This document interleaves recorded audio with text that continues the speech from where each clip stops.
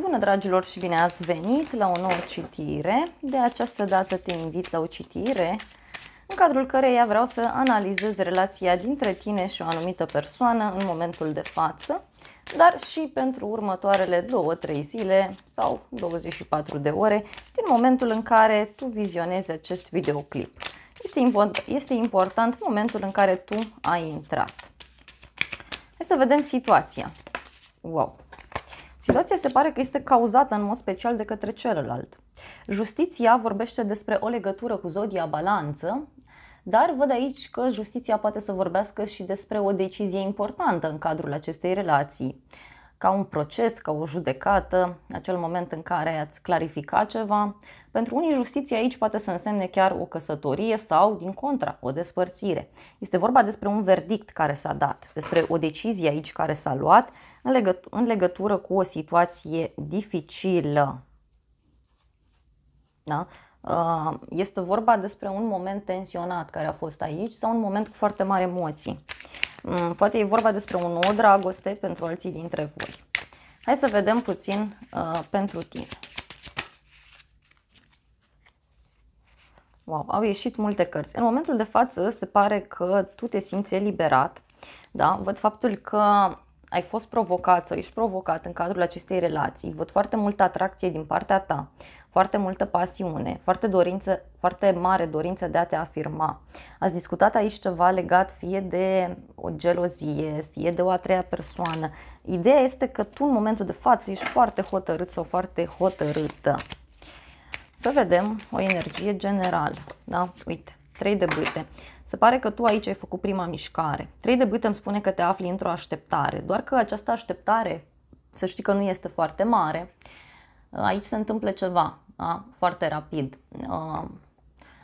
Niște vorbe care au fost, niște discuții între voi. În momentul de față văd faptul că îți îndrepți privirea spre noi activități, spre noi orizonturi, pentru că, uite, văd aici faptul că cineva a hotărât să iasă dintr-un compromis, cineva a hotărât să iasă dintr-un blocaj. Să vedem ce simți tu. Pentru unii văd aici o relație la distanță, posibil. Ce simți tu? 6 de cupe, 4 de cupe. Aici văd foarte multă dezamăgire din partea ta în legătură cu această relație. Este vorba despre o relație de suflet pereche. 2 de spade vorbește despre o decizie importantă pe care o ai de luat, dar și despre faptul că pur și simplu nu vrei să vezi. Da? Sau ori nu vrei să mai lupți pentru omul ăsta, ori pur și simplu este o situație în care nu ai avut toate elementele și atunci, nu știai foarte bine ce să crezi. Să vedem în mintea ta. Pentru că văd aici plictiseală, supărare. Puterea, o legătură cu un leu. Păi în mintea ta aici e foarte mare agitație. Ești provocat. Din nou se accentuează ideea de gelozie, de provocare între voi. Da? Pentru că, uite, eu văd aici o relație toxică și văd faptul că cineva a mințit sau cineva a manipulat. Să vedem cealaltă persoană în momentul de față.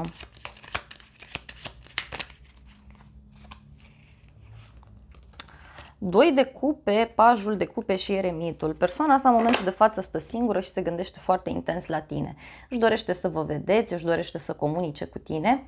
Văd aici o legătură cu zodia Fecioară pentru unii dintre voi. Dar văd și faptul că persoana asta a conștientizat că tu ești sufletul său pereche. Persoana asta se gândește în momentul de față cum să vină către tine să-ți facă o ofertă. Simte că este o iubire matură sau simte că e cazul să se maturizeze el sau ea în cadrul acestei situații. Pentru că omul ăsta studiază problema pe toate părțile. Să vedem ce simte față de tine. Pajul de bâte simte foarte multă atracție, așteaptă un mesaj de la tine, așteaptă un telefon. Pajul de bâte vorbește despre o încântare foarte mare în legătură cu tine. Dar uite, văd aici că se simte trădat, fie în legătură cu faptul că persoana asta s-a impus și a fost rece în relație, fie se simte trădat de către tine. Hai să vedem ce gândește față de tine. Wow, se gândește că are foarte multe sentimente față de tine, însă se gândește că ești o persoană extraordinar de sensibilă. Pe de altă parte, persoana asta în momentul de față pur și simplu simte ca o povară, da? Simte o apăsare foarte, foarte mare în mintea sa. Să vedem în viitorul apropiat între voi, 8 de cupe. Aici e clar că voi ori lăsați în urmă supărarea, ori chiar lăsați în urmă relația. Da? Și văd că vă îndreptați către un nou început. Hai să vedem pentru tine cum va fi. Pentru tine, arcana majoră moarte, pentru tine aici văd o transformare foarte mare, o legătură cu zodia Scorpion. Este clar că pentru tine ceva se va încheia în viitorul apropiat în legătură cu această relație, în legătură cu această situație și se va lua o decizie extraordinar de mare.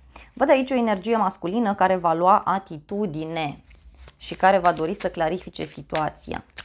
Să vedem ce vei simți tu în cadrul acestei transformări.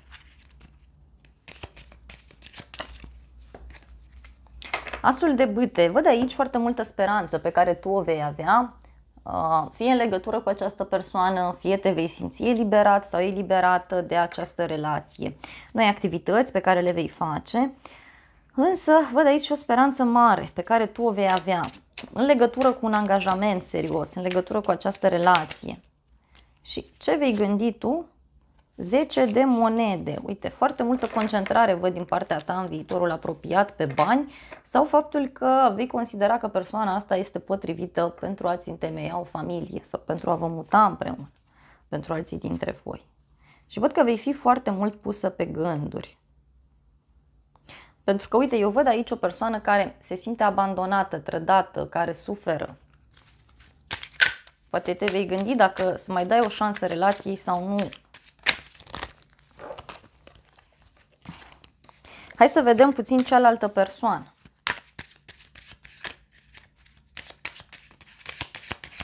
Cum va fi? Wow! Cealaltă persoană va încerca să-ți aducă și dovezi pe lângă vorbele pe care ți le va spune. Văd aici o legătură cu o zodie de pământ, Taur, Fecioară, Capricorn, însă văd aici și o legătură foarte puternică cu ideea aceasta de dovadă. Persoana asta, văd aici că în viitorul apropiat va încerca pe cât posibil să comunice cu tine, da? Și va face un gest nebunesc, pur și simplu. Să vedem ce va simți. Asul de monede, regina de monede. Wow, deja avem, uite, aici o legătură de suflet pereche. E clar că persoana asta se va simți în siguranță alături de tine, va simți că îți oferă ceva sigur, ceva stabil. E ca și cum ți-ar propune fi regina mea sau e ca și cum ți-ar propune fi regele meu, depinde de situație. Pentru că persoana asta își va da seama că vrea ceva stabil alături de tine. Regina de monede, am mai spus, înseamnă și cartea soției sau înseamnă cartea unei persoane alături de care te simți sigur, te simți stabil. Da? Poate chiar va vrea să-ți ofere un cadou sau ceva. Să vedem ce va gândi în legătură cu tine. Îndrăgostiții și marele preot. Wow, persoana asta să știe aici că ori te cere în căsătorie, ori va considera că ești potrivit sau potrivită pentru a fi împreună cu el sau cu ea. O legătură cu zodia Gemeni, zodia Taur și 9 de monede. Persoana asta se va gândi că da, tu ești persoana potrivită care să-i aducă împlinire, mulțumire. Deci pentru cei mai mulți dintre voi văd că omul ăsta în viitorul apropiat va vrea să discute cu voi, va vrea să rezolve această problemă și da, văd aici o posibilitate foarte mare de căsătorie sau de angajament serios, pentru că omul ăsta va ști foarte bine ceea ce va dori. Hai să vedem mai departe. Mai departe, văd aici 8 de monede. Se pare că veți lucra împreună pentru un anumit proiect sau veți încerca să reparați această relație. Însă totuși văd aici un blocaj legat de o persoană care vrea să manipuleze sau legat de o relație toxică.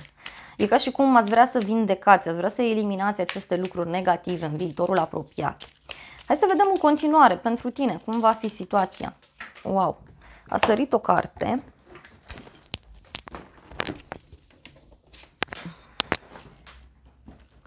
Bun, pentru tine se pare că aici urmează un noroc foarte mare, da?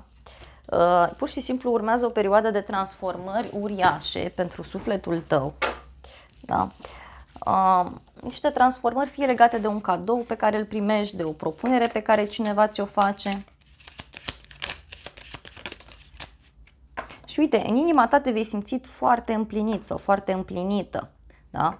Apoi, deci după această propunere, după această discuție, împărăteasa vorbește despre stabilitate, vorbește despre abundență. Uite, o legătură cu zodia Taur, zodia Balanță. Ceea ce se va întâmpla aici, să știi că ție îți va da o mai mare încredere în tine. Da? O mai mare încredere în tine. Și uite, în mintea ta pajul de spade și vei fi foarte curios sau foarte curioasă, da? Sau te vei informa. Uite, în legătură cu o situație, dar aici eu văd o rupere oficială sau o transformare foarte mare oficială.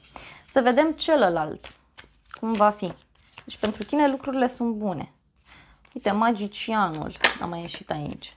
Deci e clar că tu vei fi mereu în gardă. Dacă e vorba de o relație în care încrederea s-a dus, aici să știi că tu mereu în viitorul apropiat vei încerca să cauți dovezi, pentru că ți-ai cam pierdut încrederea în povestea asta, în persoana asta. Hai să vedem ce va simți celălalt, cum va fi. 4 de spade. Persoana asta va fi foarte relaxată în viitorul apropiat și chiar va dori să rămână alături de tine. Va dori o pauză, poate, dar mai degrabă aș merge pe ideea aceasta de liniște. Ce va simți? 2 de bâte. Uite, va simți fie un blocaj, fie o pauză mare între voi și văd aici că va simți pe de altă parte și faptul că își va dori ceva cu tine pe un termen mai lung, își va face niște planuri, dar totuși îl văd destul de stresat aici, destul de stresat și uite că va face un drum către tine.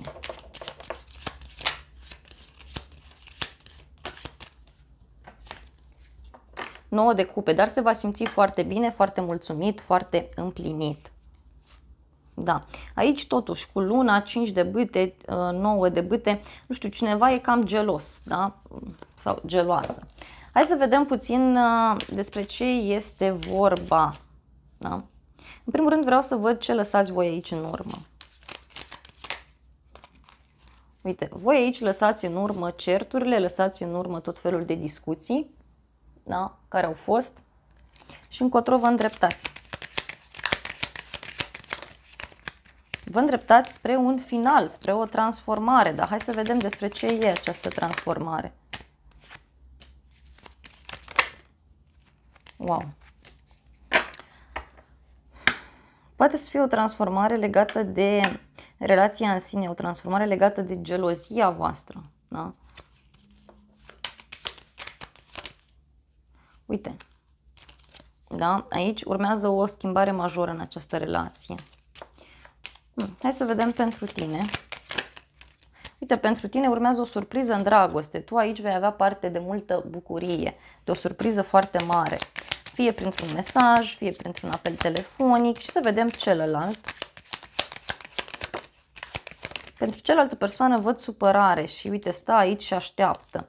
Da? E fidel, stă și se sacrifică. Stă și așteaptă ceva. Dar hai să vedem ce așteaptă.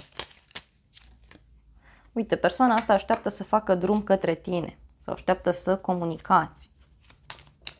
Hai să vedem puțin în viitor, să clarificăm povestea. Wow, un inamic a ieșit.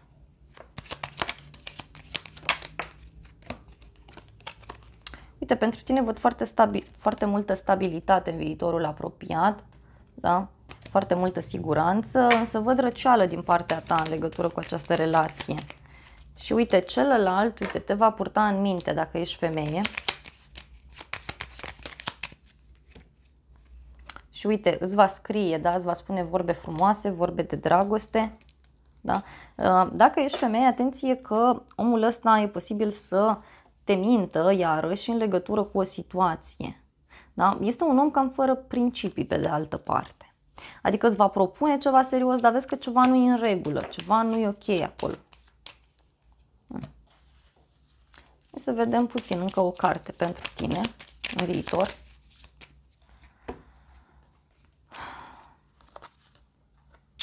Da, se pare că vor mai fi aici niște minciuni, niște lucruri mai puțin plăcute.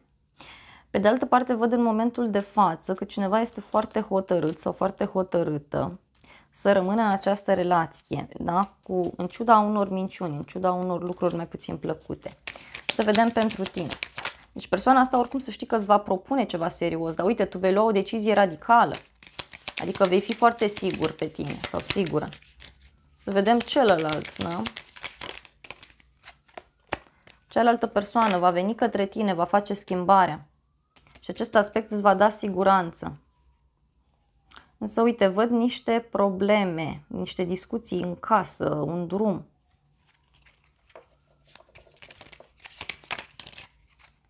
Uite, te vei fi foarte sigur sau sigură în privința lui sau în privința ei.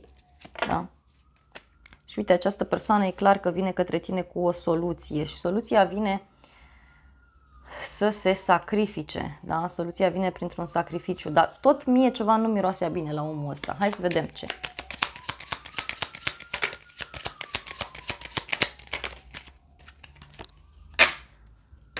Na, persoana asta se pare că nu vrea să renunțe la tine, da? E foarte înrădăcinată, știe bine ce vrea.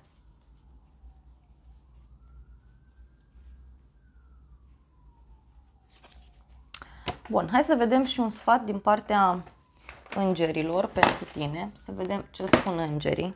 Deci omul ăsta va veni către tine cu ceva stabil, cu o propunere stabilă, doar că totuși, repet, ceva mie nu-mi place, dar ar trebui să acorzi o mai mare atenție. Că ți-am zis, e și luna, deci sunt niște chestiuni acolo care nu sunt foarte clare totuși. Să vedem pentru tine. Acum, depinde de tine dacă accepti sau nu. Pentru tine, ți se spune să te iubești pe tine în primul rând, să te respecti mai mult, pentru că astfel vei deveni mai atractiv. Copil, da? Se pare că viața personală a acestei persoane este afectată fie de un copil, fie de un mod copilăresc de a aborda lucrurile. Și e clar aici că cineva trebuie să-și exprime dragostea și persoana asta cu siguranță va face acest aspect. Da? Va face acest lucru. Pentru că își va da seama că lucrurile nu vor mai merge așa foarte mult timp.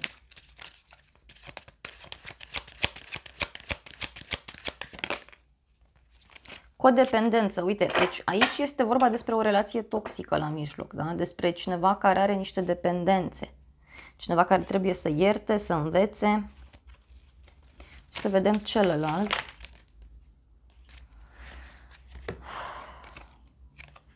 Cealaltă persoană se pare că nu se simte foarte bine pentru că a purtat o mască falsă și încearcă să fie foarte pozitiv. Hai să vedem și un sfat din partea tarotului, să vedem ce sfat ți se oferă.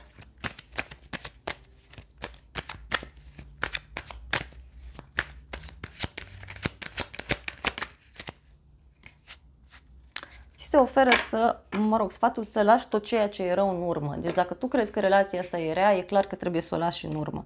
Sau sfatul este să faci un drum, sfatul este să lași tot ceea ce este negativ, să-ți faci o strategie, însă totuși văd aici o persoană vicleană, o persoană care a mințit. Văd faptul că unii dintre voi chiar ar trebui să lăsați în urmă această situație, pentru că văd că ați așteptat mult, ați fost blocați în această relație, ați suferit foarte mult și persoana asta, pe lângă faptul ăsta, va mai și minți pe aici, pe unii dintre voi.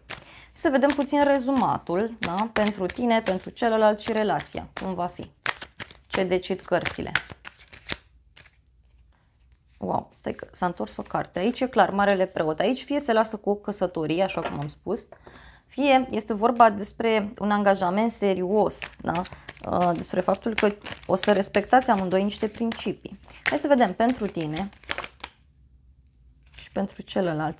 Uite, pentru tine văd multă comunicare, văd multă bucurie, văd faptul că lucrurile se vor întâmpla foarte rapid, iar cealaltă persoană o văd cu 9 de bâte, o văd foarte temătoare. Da? Persoana este teamă de un angajament serios, așa cum am spus. Pentru că cineva aici nu va suporta această despărțire, nu va suporta acest abandon. Bun, dragilor, acestea au fost previziunile de această dată. Eu îți mulțumesc pentru atenție. Dacă ai rezonat cu mesajele, nu uita să te abonezi, să apeși clopoțelul, apasă butonul de like, funcții gratuite pentru toți și să ne revedem cu bine și la o altă citire dacă vrei să mai vizionezi. De asemenea, eu îți doresc să ai parte de o zi sau de o seară cât mai frumoasă.